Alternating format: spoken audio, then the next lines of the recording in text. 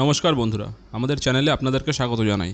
যারা চ্যানেলটিকে প্রথমবার দেখছেন তারা অবশ্যই চ্যানেলটি সাবস্ক্রাইব করে নেবেন এবং বেল আইকনটি দাবিয়ে দেবেন যাতে চ্যানেলে দেওয়া সকল ভিডিওর প্রথম নোটিফিকেশান আপনাদের কাছে পৌঁছে যায়। তো টেট পাস করা না থাকলে টিচারদের চাকরি চলে যাবে, এই ভিডিওটা আমি গত 1 তারিখে দিয়েছিলাম। এই ভিডিও দেওয়ার পরে অনেক কমেন্ট এসেছে এবং অনেকে অনেক ধরনের প্রশ্ন করেছেন, অনেকে কনফিউজ হয়েছেন। আজকে আমি এই ভিডিওটায় কোন ধরনের টিচার্সরা এই রুলের আন্ডারে পড়ছেন সেই জিনিসটা ক্লিয়ার করে বলছি, ঠিক আছে? এছাড়াও আরও অন্যান্য ব্যাপার সম্বন্ধে আজকে আলোচনা করব। তো ভিডিওটা শুরু করা যাক।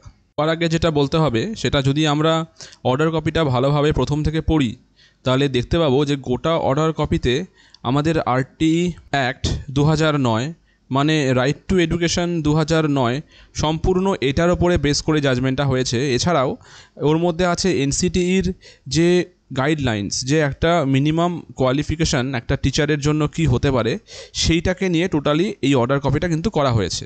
আরটিই অ্যাক্টের যে মেন ডেফিনেশন পোর্শন, সেই ডেফিনেশন পোর্শনে দেখুন, এলিমেন্টারি পোর্শন বলতে যেটা বোঝা হচ্ছে সেটা হচ্ছে এলিমেন্টারি পোর্শন মানে ক্লাস 1 থেকে ক্লাস 8 পর্যন্ত।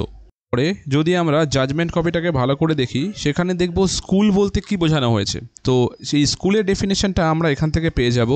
দেখুন, এখানে স্কুল বলতে যেটা বোঝানো হয়েছে সেটা হচ্ছে এমন একটা স্কুল যেটা এইডেড মানে receiving aid or grants to meet whole or part from it expenses from the appropriate government আর লোকাল অথরিটি। মানে আমাদের ওয়েস্ট বেঙ্গলের যে সরকারি স্কুল, যেগুলো সরকারের কাছ থেকে ডাইরেক্ট টাকা পাচ্ছে বা সরকার মদতপুষ্ট, এই ধরনের স্কুলের কথাই কিন্তু অবশ্যই কালকে যে জাজমেন্টের যে কপি সেই কপিতে বলা হয়েছে। তাও জাজমেন্টের কপিতে বারে বারে দেখবেন এনসিটিই যে অ্যাক্ট, ঠিক আছে, আমাদের national council for teacher education, এর যে অ্যাক্ট 29 জুলাই 2011 এই অ্যাক্টের কথাও কিন্তু অনেকবার বলা হয়েছে। এবার এই অ্যাক্ট ওয়াইজ যদি আমরা দেখি তাহলে মিনিমাম কোয়ালিফিকেশান, ঠিক আছে, মিনিমাম কোয়ালিফিকেশান সেকশনটাকে দুটো খণ্ডে ভাগ করা হয়েছে। দেখবেন ফর ক্লাস 1 to 5 একটা আছে আর ফর ক্লাস 6 to 8 একটা আছে। এবার আমরা 1 to 5 এর যদি মিনিমাম কোয়ালিফিকেশান দেখি এনসিটিই অ্যাক্ট ওয়াইজ, তাহলে দেখতে পাচ্ছি এ নাম্বার বলেছে কি senior secondary with at least 50% marks and 2 years D.El.Ed course. মানে যেটা এলিজিবিলিটি ক্রাইটেরিয়া দেওয়া আছে, এখানে অর করে অনেক অপশান আছে, কোনটা কোনটা করলেও অ্যাপ্লিকেশন করা যায়। এখানে দেখবেন অ্যান্ড দিয়ে বলা আছে pass in the teacher eligibility test, TET pass করতে হবে, এটা এনসিটিইর গাইডলাইন। এরকম করে আমরা যদি 6-7টাও দেখি, 6 থেকে 8টাও দেখি, সেটাও দেখব graduation in 2 years D.El.Ed course আমাদের যেটা ছিল মিনিমাম এলিজিবিলিটি, ওর সাথে আবার দেখব অ্যান্ড দিয়ে pass in teacher eligibility test.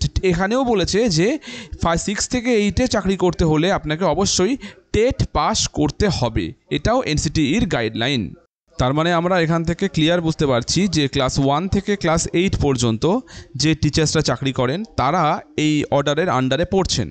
এবার সবচেয়ে ইম্পর্টেন্ট পোর্শন, এই অর্ডারটা কিন্তু মহারাষ্ট্রের অর্ডার, ঠিক আছে, যেটা আস্তে আস্তে মহারাষ্ট্র থেকে হাইকোর্ট থেকে সুপ্রিম কোর্ট পর্যন্ত গেছে, ঠিক আছে। সুপ্রিম কোর্টের অর্ডার এসেছে সেটাও মানছি, কিন্তু আমাদের ওয়েস্ট বেঙ্গলের টিচারদের কিন্তু এখনও এটা নিয়ে টেনশনের কিছু নেই।